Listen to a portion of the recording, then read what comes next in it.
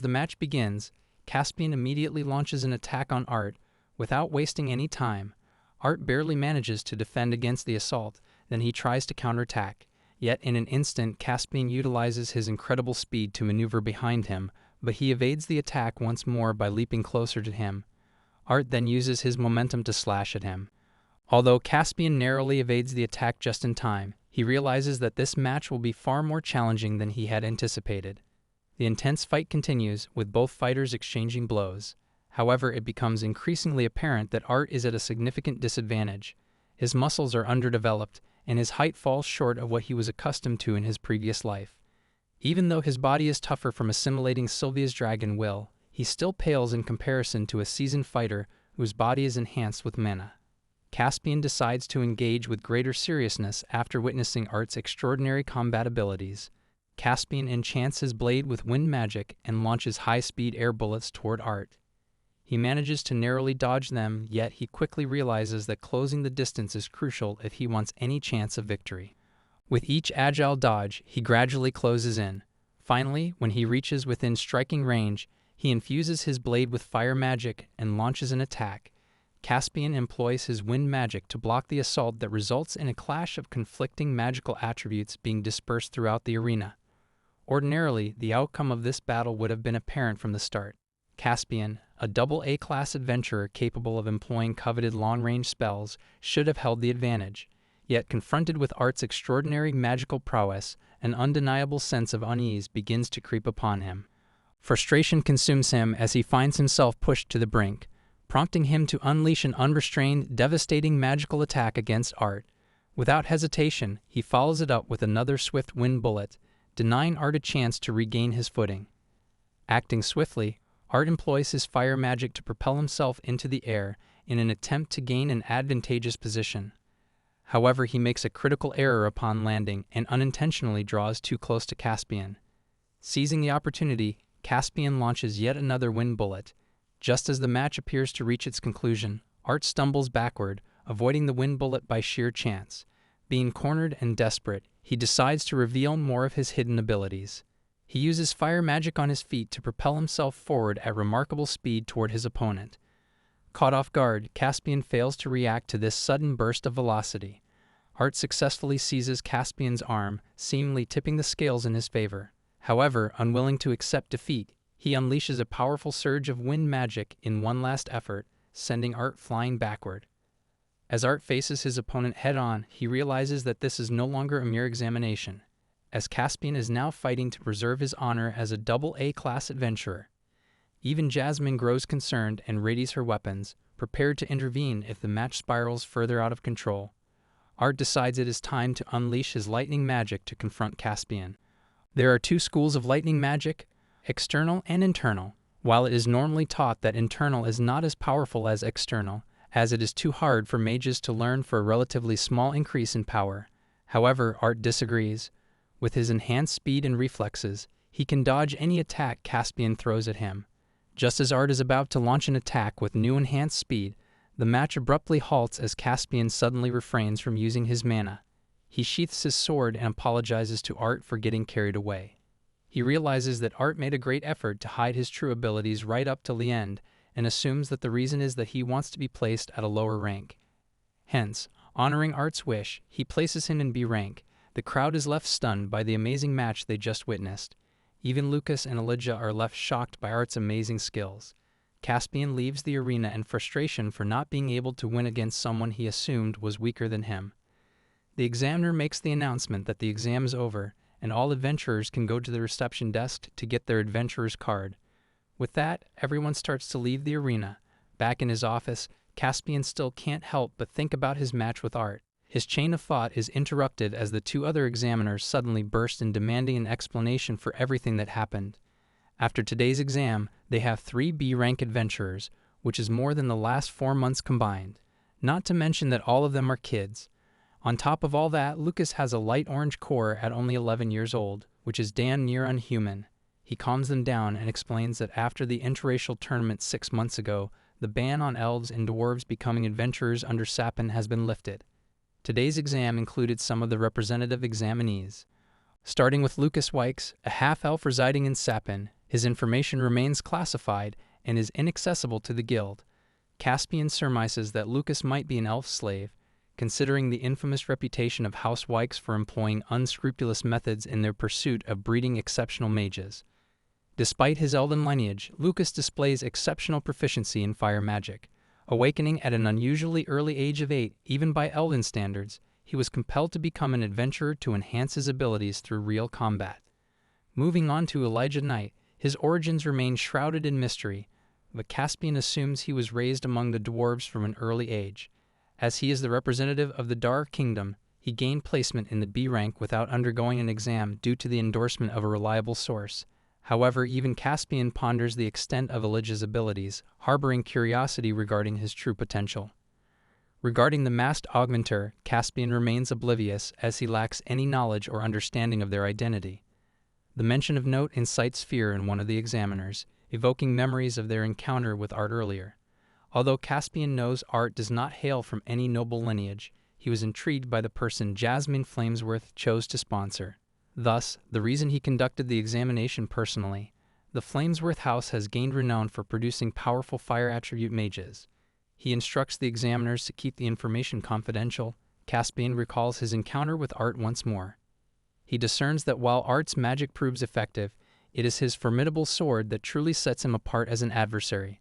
With elves and dwarves now capable of becoming adventurers, he feels excited about this new era of adventuring. In the kingdom of Eleanor, Tessia reminisces about her time with Art. Occasionally using Rinya's crystal ball to check on his well-being, she still yearns for her friend's presence. To her delight, Virian informs her that she can attend the same school as Art if she desires. He reveals that her parents, the king and queen of Eleanor, have been negotiating with the humans to allow elves and dwarves to study at Xyrus Academy. Since Art will be attending the academy in 3 years, Tessia will be his senior by the time he enrolls. Her father encourages her to train diligently, as it marks the dawn of a new generation of mages. Back in the Adventurers Guild, Art waits patiently to get his new Adventurer's card. He recalls his match with Caspian and how fun it was. He asks Jasmine if she is close to Caspian. She tells that her father has deep connections within the Adventurers Guild and Caspian is one of them. Their conversation is interrupted by a call from the receptionist for note. After making his way to the reception desk, Art receives his adventurer's card. Finally, he has become an adventurer. He can now live a life as Note, free from the ties that held him back as Arthur Leywin. However, he realizes that he has spent too much time learning this new world's magic system, and because of this, he has neglected his training in the very thing he was best at. In his past life, Art utilized his meager chi pool to refine the simplest techniques, and that is how he became so strong. However, those limitations don't exist in this world. He wonders if he should continue his pursuit of magic or if he should train his sword skill. He asks Jasmine whether they should take a quest or the bulletin board, but she tells him that with his skills, it would be a waste of time to do that. So she suggests something different. The two of them decide to use the city's teleportation gate to travel to the Beast Glades to begin their new phase of training. It's a beautiful forest surrounded by huge mountains. As they reach the base of the majestic mountains, Art and Sylvie continue their trek in a well-explored region utilized by lower-ranked adventurers for training and questing. Suddenly, Sylvie catches sight of a mana-beast and eagerly chases. Art decides not to pursue her, allowing her to revel in the pursuit. Confident in their telepathic connection, he knows he can still communicate with her and ensure her safety. Jasmine informs him that within the Beast Glades, where mana levels are notably denser, their telepathic link will extend much farther than usual. Empowered by this knowledge, the two adventurers press onward on their journey. Art can't help but feel a sense of pride and protectiveness towards Sylvie, akin to a parent witnessing their child venture off to school for the first time. With a heartfelt message urging Sylvie to remain safe, he focuses his attention on commencing his training alongside Jasmine. They reach their first campsite by sunset. Art feels completely exhausted from having to keep up with Jasmine. Throughout the journey, he was barely able to keep up with her despite using his mana rotation. At nighttime, while they are sitting around the campfire, he asks her why she became an adventurer. Judging from the change in her expression, he instantly realizes he has touched upon a sire spot. Nevertheless, she replies by telling him that she wanted to get away from her family. The Flamesworth house was a major contributor to the war against the elves. They have produced many powerful mages. Their lineage in the fire element is second to none. The Flamesworth house takes great pride in this as the fire element is considered to be the strongest. Naturally, when Jasmine was awakened earlier than all her siblings, her parents placed high expectations on her. However, when she showed an aptitude for the wind attribute instead of the fire attribute, her family regarded her as lesser. Art gets angry on her behalf and starts yelling about how no attribute is inherently better than the other. This makes Jasmine burst out laughing, seeing him rambling and losing his composure for the first time. She reassures him that she is fine with it. Whether it's augmenter versus conjurer or one element over the other, humans are always looking for a way to feel superior. It's just in their nature, and she has come to accept that. Even while laughing and smiling, this is the first time Art has seen her vulnerable.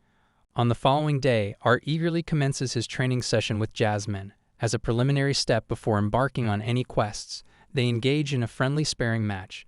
This allows Jasmine to assess Art's physical limitations and capabilities before venturing into dungeon runs.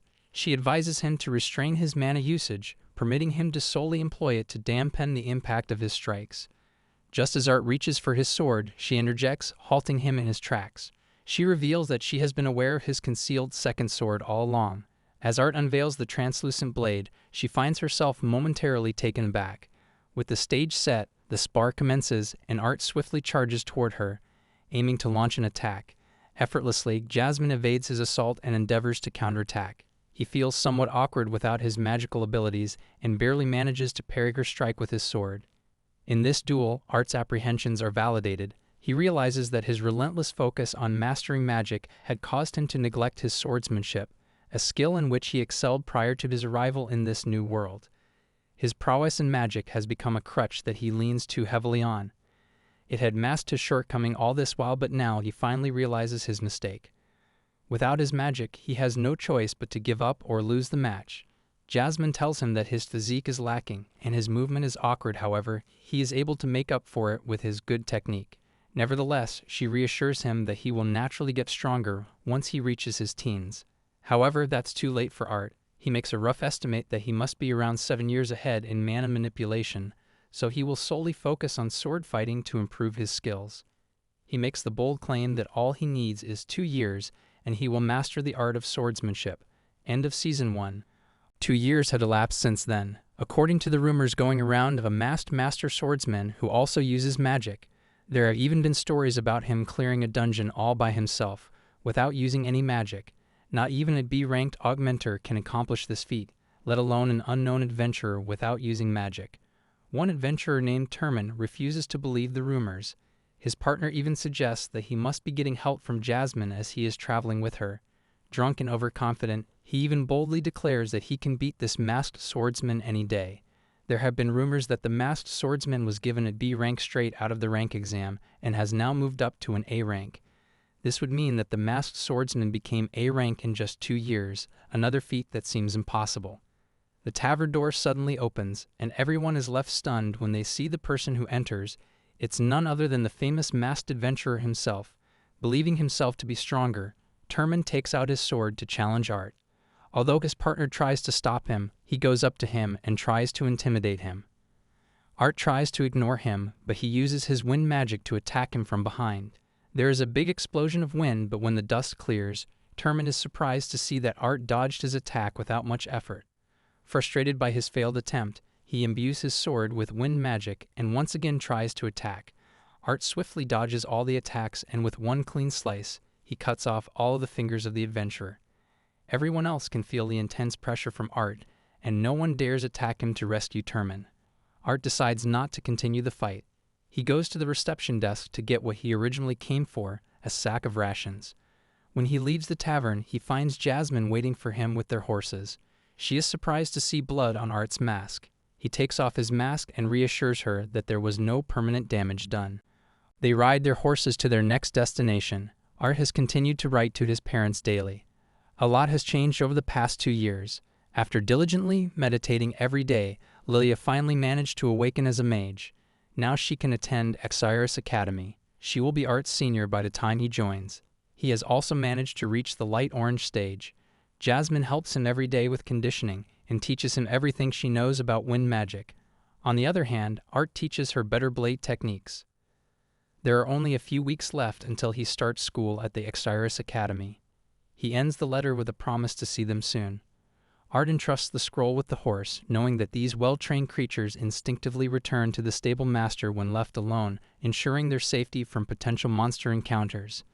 Meanwhile, Sylvie dedicates herself to intensive training in the treacherous beast glades. Her growth is evident as she has gained the ability to transmit more intricate messages, yet she remains resolute in her decision not to join Art and Jasmine just yet, expressing her desire to return once she feels adequately prepared.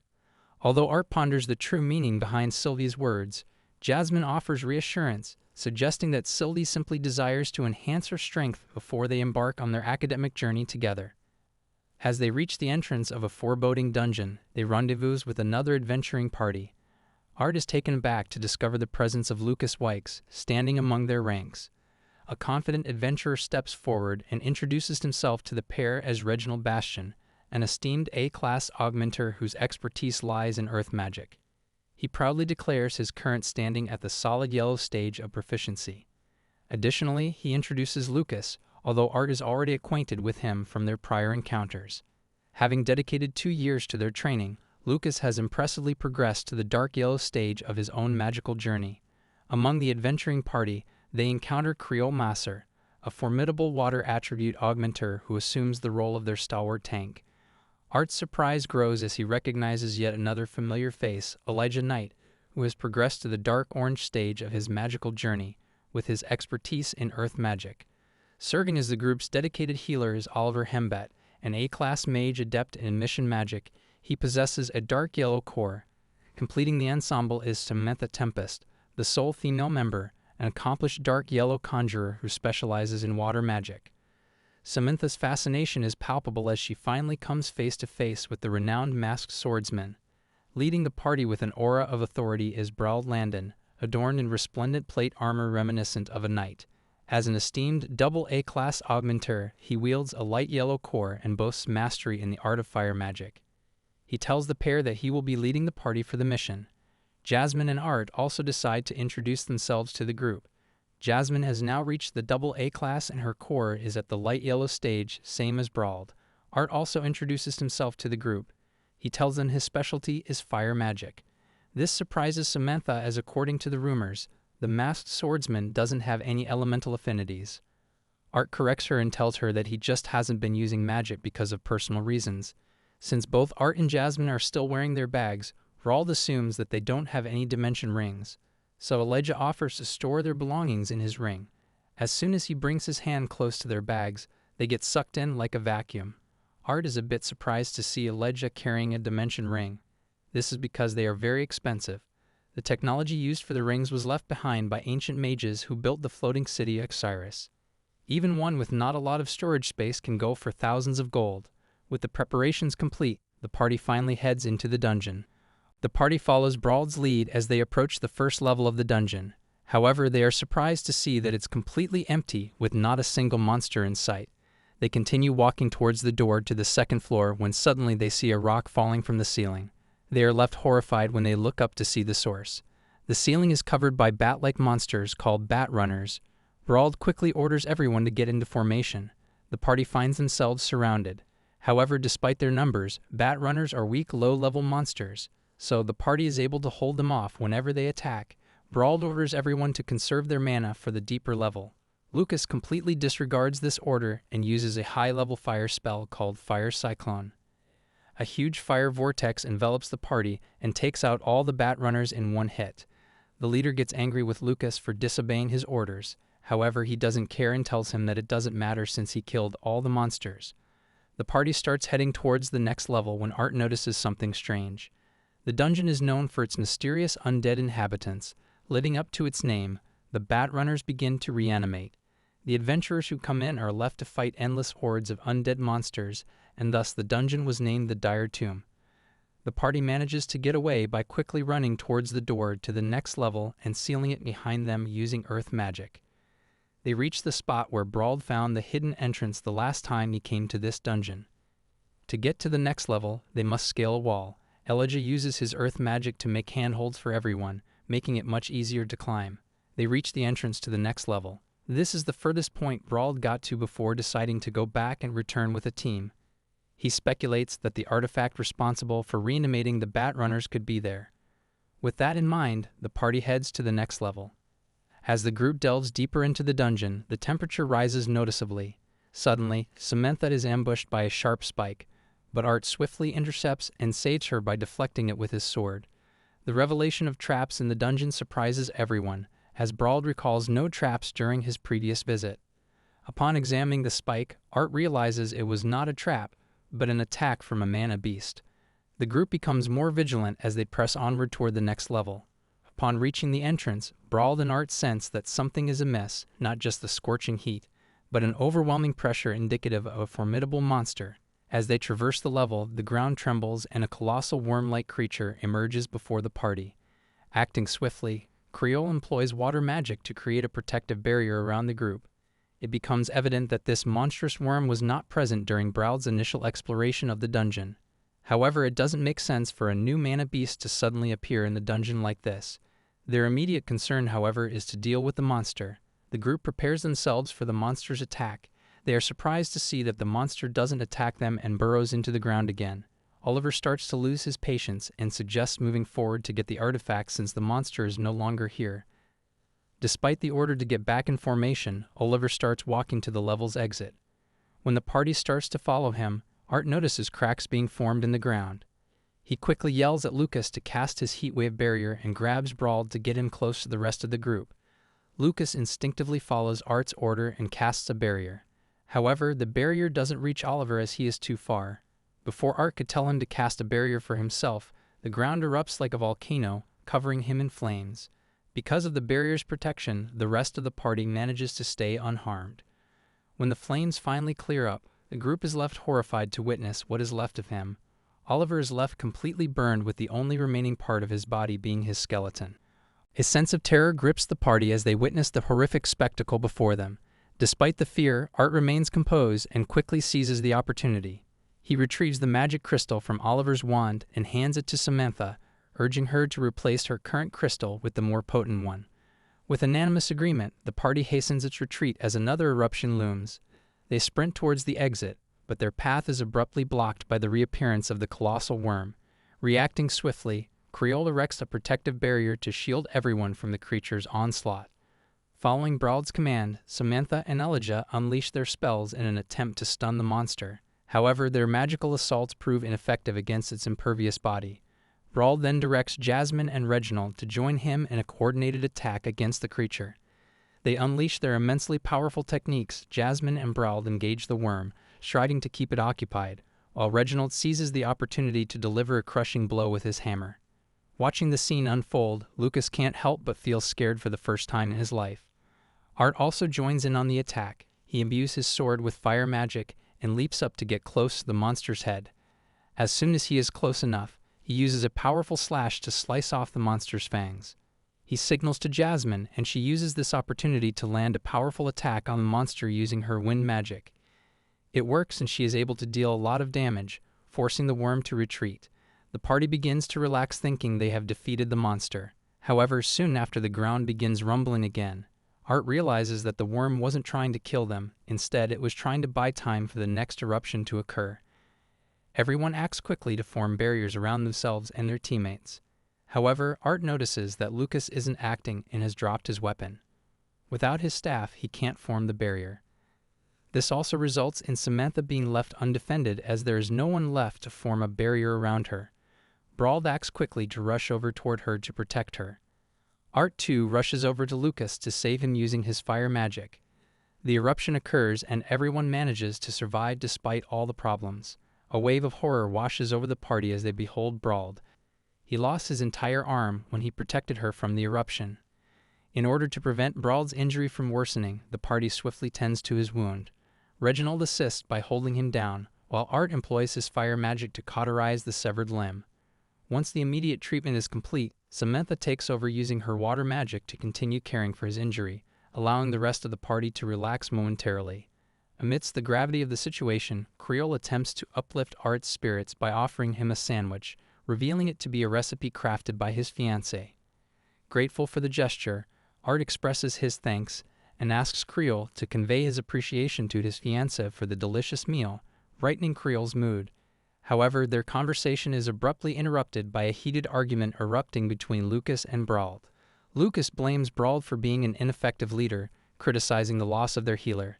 Brauld's anger flares, shouting back at him for carelessly dropping his weapon, resulting in him having to shield Samantha and suffering the loss of his arm. Forced to intervene, Art steps in and halts the escalating conflict. Lucas attempts to belittle Art, highlighting his lower status as an orange stage augmenter. Unfazed by the provocation, Art firmly asserts that he doesn't care about Lucas' stage, emphasizing that his current liability outweighs any perceived superiority. Unable to muster a response, Lucas seethes with anger and departs. Art then turns his attention to Brauld, presenting him with the pivotal decision of whether he wants to continue or not, as the injuries sustained by the rest of the party are less severe. Brauld resolves to press on, acknowledging that this dungeon raid may be his final one. Despite concern from Samantha, he reassures her of his capabilities as a double A-class adventurer, emphasizing that his combat prowess remains intact even with one arm. However, he suggests that Art should take the lead going forward, recognizing his composure and level-headedness during the previous encounters. Art accepts the responsibility and addresses the group, announcing an hour of rest before resuming their journey. Eventually, the party reaches the entrance to the next level, where Brauld once again observes changes since his previous visit to the dungeon. They discover the entrance obstructed by an imposing wall. Despite Reginald's attempts to break it with his hammer, and even utilizing his earth magic to augment the strike, their efforts prove futile. Jasmine intervenes, employing her wind magic to generate additional force behind the hammer's swing. With combined strength, they succeed in demolishing the wall, revealing the entrance to the next level. A beautiful, lush forest awaits them on the next level. In the absence of supporting pillars, Art ponders how the forest hasn't collapsed, raising his concern. Although Creel suggests taking a break, Art's intuition warns him against it, prompting him to insist on maintaining a vigilant stance. While exploring the forest, Art remains plagued by an unsettling sensation. Suddenly, Jasmine and Creel both spot figures emerging from the mist, an enigmatic man in a suit and Creel's fiancée, Clara. Overwhelmed with emotion, Creel impulsively rushes toward the hallucination. Art tries to intervene, but Creel vanishes into the fog before he can reach him. Realizing that the fog is inducing illusions, Jasmine alerts the group, urging them to stay together and resist being deceived. Samantha swiftly creates a protective barrier, prepared for any potential attacks. In the midst of the chaos, she expresses curiosity about Clara. Reginald discloses that she was Creel's fiancée, though her presence here defies all logic since she perished in a previous dungeon expedition. The party's tensions escalate as Lucas vents his frustration, directing his anger towards Reginald and Brauld, questioning their abilities despite their experience as seasoned adventurers. Jasmine also seems shaken. When Art inquires, she tells him that she too saw someone in the fog. It was her father calling her with her arms spread out. She starts remembering the terrible memories of her childhood, but Art calms her down and assures her that everything will be okay. He asks her if she can clear the fog with her wind magic. Although she doesn't have a spell powerful enough to do so, she can however clear a path to find Creel. She uses a spell called Banshee's Howl to clear the fog in front of them. The party is left shocked to see that they are surrounded by vines. Art quickly signals Lucas to use his magic to burn them. He uses a powerful fire spell to try and burn the vines. However, it doesn't have much effect, and the vines continue making their way towards them. Art orders Reginald to protect the conjurers while Jasmine and Brauld help him to break through the vines. The three of them use powerful attacks to cut through, however, the vines keep regenerating. Art notices that the vines have moisture in them and maybe that's why they aren't burning. He tests his theory out by slashing the vines with his sword without imbuing it with fire magic. It works and the vines are unable to grow back. He quickly tries to share this information with Brauld only to realize that he has gone berserk, relentlessly attacking without any thought about their effectiveness. Jasmine, on the other hand, has also figured out how to attack the vines and has been effectively dealing with damage. So Art decides to help Brauld out. Due to his ineffective strategy, the vines keep growing and he eventually gets caught. Art quickly rescues him by cutting the vines. He lectures him about his recklessness and tells him to fight smarter as the group still needs him. Eager to join the fight, Lucas drinks a potion to regenerate his mana. Then he fires off another spell. However, he also seems to have learned from his previous encounter. Instead of using the most powerful spell he knows, like he usually would, he uses a more flammable spell that spreads on contact. Elijah also uses his earth magic to collapse the group beneath the vines. With the ground sunk in and the liquid fire, it should be much more difficult for the vines to regenerate. Senantha also uses a spell called Aqua Siphon to suck out all the moisture from the vines, leaving them dry and brittle. Just as things start looking better for the group, the vines start absorbing the fog to revitalize themselves with moisture. As the fog clears up, everyone is left completely horrified at what they witnessed. The party finds themselves confronted by the Elderwood Guardian, a legendary and incredibly powerful monster rarely witnessed in real life, known only through the pages of books. The sheer magnitude of the S-class mana beast shakes their confidence, and doubts begin to creep into their minds, realizing the daunting challenge they face. Amidst the chaos, Reginald's keen eyes catch sight of something within the monster's core, a glimpse of Creole. As he approaches, discovering his dying friend, a surge of anger propels Reginald, and he readies his magic, preparing to confront the creature. Despite Art's attempts to intervene, it becomes apparent that time is running out, as Reginald's body gradually transforms into a resilient stone armor.